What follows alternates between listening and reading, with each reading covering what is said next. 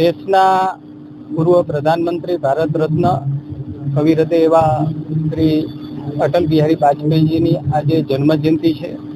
100મી જન્મજયંતિના અવસરે સમગ્ર દેશની અંદર અલગ અલગ પ્રકારના કાર્યક્રમો થઈ રહ્યા છે.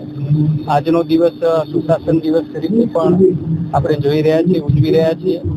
અને જ્યારે અટલજી એક કવિ હૃદય હતા, એમના માનમાં દર વર્ષે કાવ્યાંજલિનો કાર્યક્રમ કચ્છની અંદર ભુજ મધ્યે અમે કરીએ છીએ. આજે પણ એક ભવ્ય અટલજીની યાદમાં કાવ્યાંજલિનો કાર્યક્રમ અને સંમેલન આજે કર્યું છે, જેમાં રાષ્ટ્રીય કવિ શશિકાંત યાદવ, કવિતા તિવારીજી, હિમાંશુ બણવર અને સાથે આપણા સ્થાનિક જે કવિઓ છે પબુભાઈ ગઢવી, મદનકુમાર અંજારિયા અને જયંતિભાઈ જોશી સબાબ, આ સૌ મિત્રો આજે અટલજીને યાદ કરીને પોતાની કવિતાઓ આજે અહીંયા પ્રસ્તુત કરશે.